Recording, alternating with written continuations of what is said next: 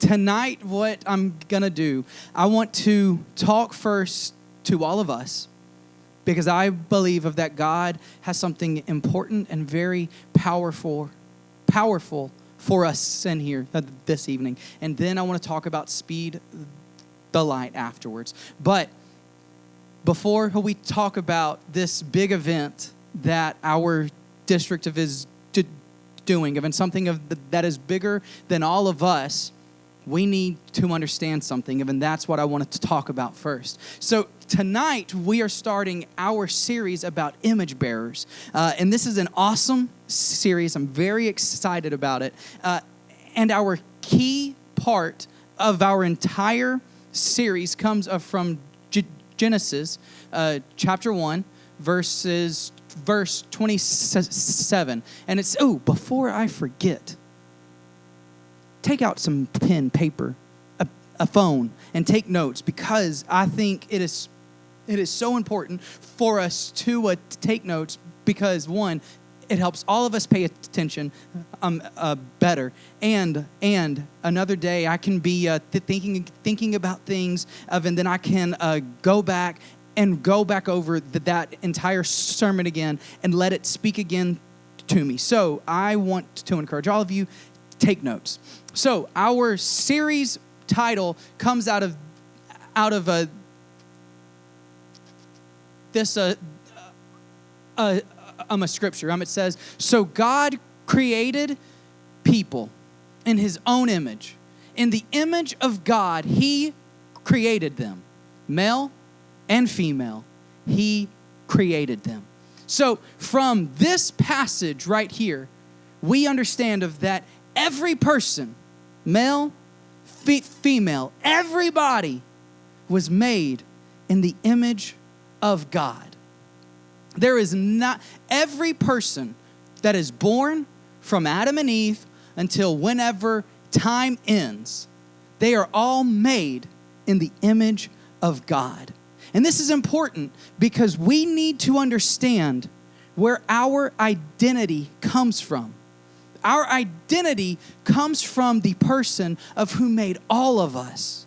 Our identity comes from the person of who knows every in and out of each and every person. So guess what that means? Our identity doesn't come from what people say. Our identity doesn't come from what I feel I ought to be. You see, I think a lot of times we think that our emotions ought to drive who my identity is. But the truth of it is that our identity lies, not our identity, our emotions lie. Our emotions change so much. Today, I'm good. I'm happy. I'm walking along. Tomorrow, I'm sad. The next day, I'm mad. The next day, I'm kind of mad, kind of happy.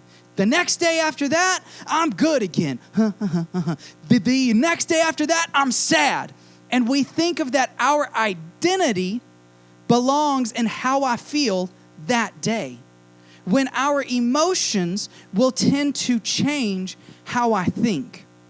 And so what tends to happen is that all of us have identity crises because our identity has been stolen. Has anybody ever had a person in their life have their identity stolen before? Anybody?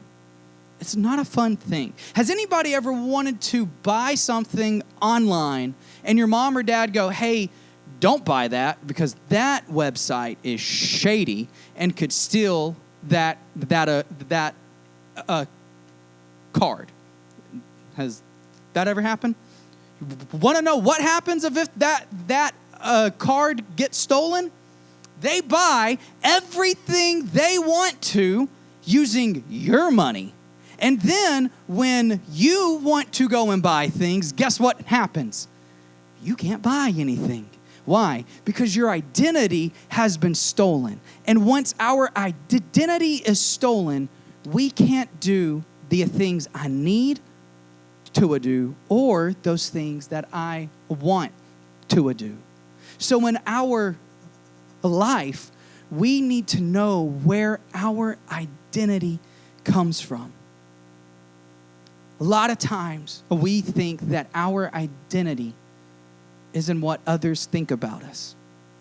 Our life is based around, what does everybody think about me? My identity is found in what people say and in what people think about me. And then if people really like how I am, then I'm good. My identity is good. But if people don't like how I am, I'm upset and I gotta fix it. But then for others, their emotions rule. And our emotions dictate who I am. The issue of with this, be it dictated of by others or by my emotions, I will never know my true identity. If my identity is if I have lost my identity, guess what that means? It means I'm not who I think I ought to be. If we have lost our identity, a lot of times that brings up fear. A lot of times it brings up anxiety. And then that fear and that anxiety just presses down on us. And we stress and we stress and we stress. Why? Because we have lost our identity. We don't know who we are anymore. Be it what other people think about us, be it of whatever my emotions say about us. Fear, anxiety reign at that point. As I started thinking about these things, I started to think about how a lot of people my age and under, they deal with anxiety, with fear and depression so much because they don't know who they are. They've lost their identity. For some of us, and I have heard it said from a lot of y'all, well, I'm just awkward. I'm just awkward and I can't be in just a normal life because I'm awkward. That's not true. Y'all, as most of you know, I'm awkward. But at the same time, I'm normal. My wife, awkward, but normal. Mike, awkward, but normal. Milo, awkward in his own way, but normal. Jade, awkward, but normal. Luke, awkward, but normal. We're all awkward. Audrey, awkward, but normal. Miss Phyllis, awkward, but normal. Jackson, you're awkward, but normal. We all have our own things about us that make us awkward. We're all different in our own way. And we think, I'm not just like Audrey. I can't hang out with Audrey. Well, first of all, I'm 30 and married and a male, so that's good. I did. I should have made it awkward because that interaction is weird. But guess what?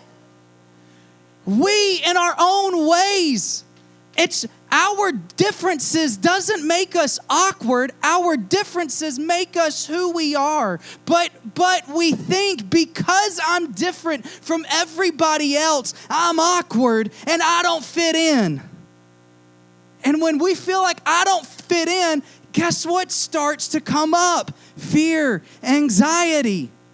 Because our identity is found in others instead of who God says I am. Our identity is not found in my emotions. Our identity is not found in other people.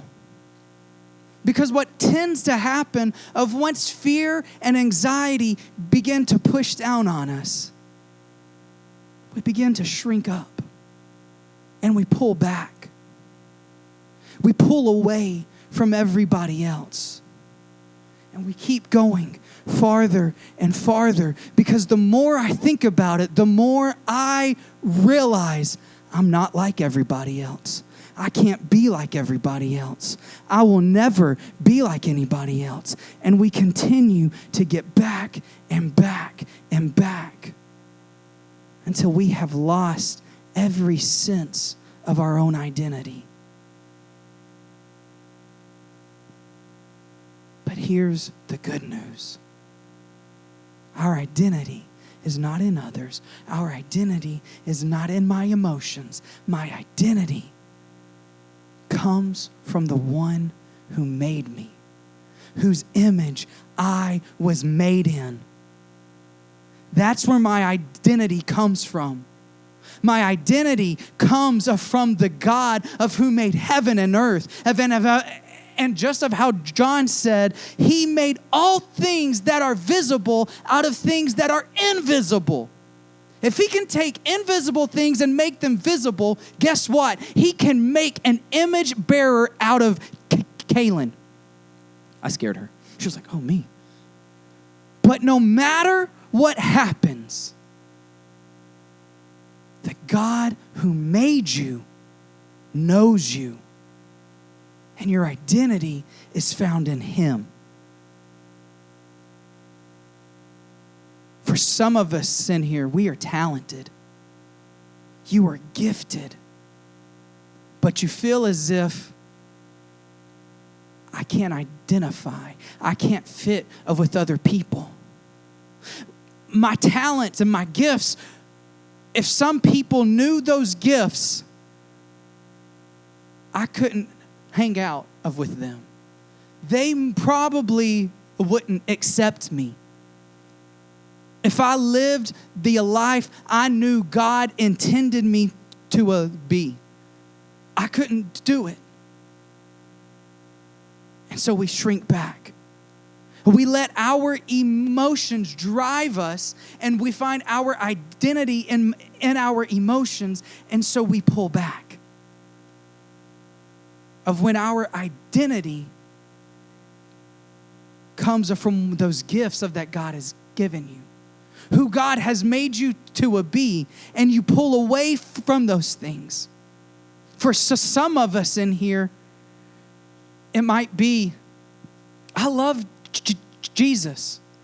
I want to know him. I want to grow even more in him, but I feel as if there's something about me that doesn't mix up with everybody upstairs and in here, and so I can't be a part of them. And so we pull away, even though in here is where God has intended you to be, to understand more about him and grow in him even more. For others, it's, again, I want to serve God. I want to live that life of that God intends me to live, knowing that I am made in the image of God, but people are going to see me different. And so I live a different life. And so my image no longer bears God's image, but it bears everybody else's image instead. Because I want to make sure that my image is what everybody else likes, instead of what God has intended me to be. We have to get past that.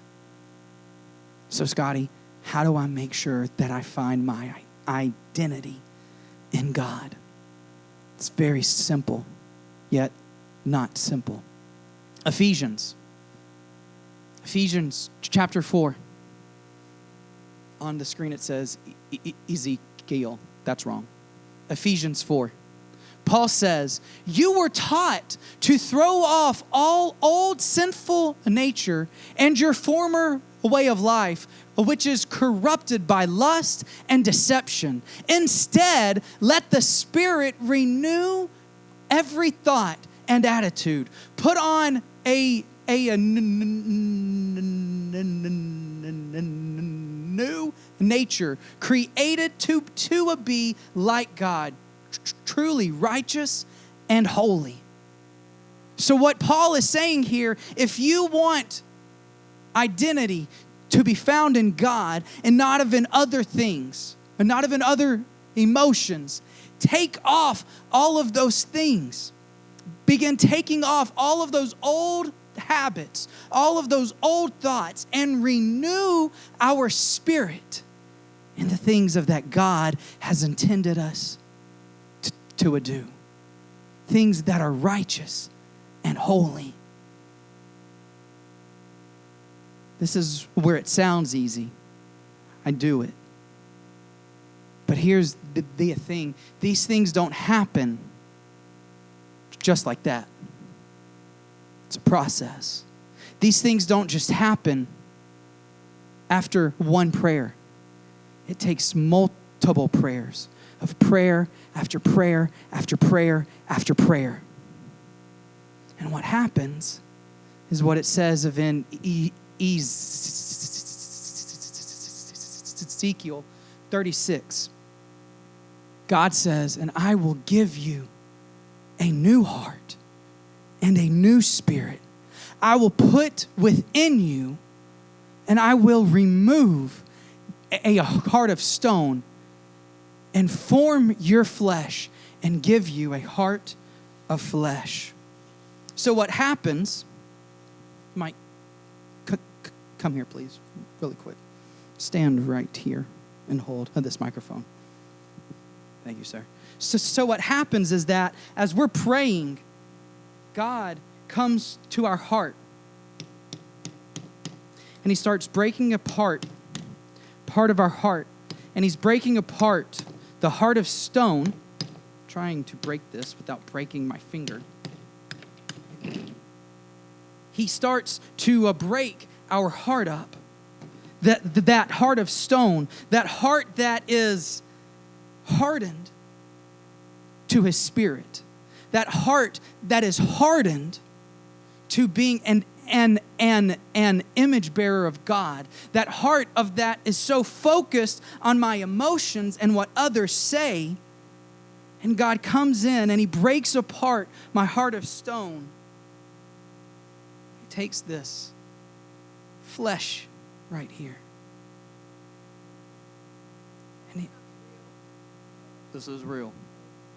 He takes this flesh and he puts a new heart, a sensitive, thank you. He puts a new heart in me, something sensitive to the moving of his spirit, something of that feels each and every movement, something of when God's spirit touches my heart, I know that's God speaking, because it's not hard like this, but it's real flesh, soft to the touch of God's Spirit speaking to me. So the more I pray, the more I seek God, and I say, God, renew my spirit. Let my image be made in what you say it is. Let my identity be found in you, and let me be an image bearer for you. Guess what happens? He begins to break away that heart of stone. And he brings this flesh and puts it inside of us. Again, it's not just one prayer. One prayer, one hit of the screwdriver and hammer did not break this rock. It was about 15 hits that did it. It takes time.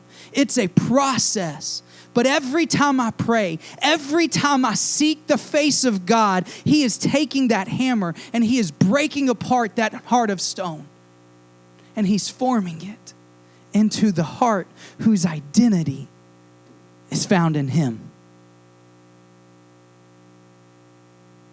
So this evening, with every head bowed and every eye shut, I want us to think. I want us to look inside of ourselves. For some of us in here, I believe of that the Holy Spirit has been tugging at your heart. I believe that He has been drawing you in, but you've been afraid. You've been afraid to let your entire identity be found in God. Be it emotions, be it other people. But tonight, God is knocking at your heart's door, asking you to begin the process of chipping away at your heart of stone so that He can put inside of you a heart of flesh that is sensitive and willing to let your entire identity and person be found in Him.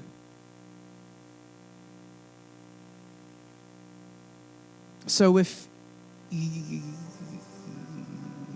you're in here this evening and would say, Scotty, my identity has been lost. I've let people, emotions, or other things come in front of my identity, of who God thinks I am.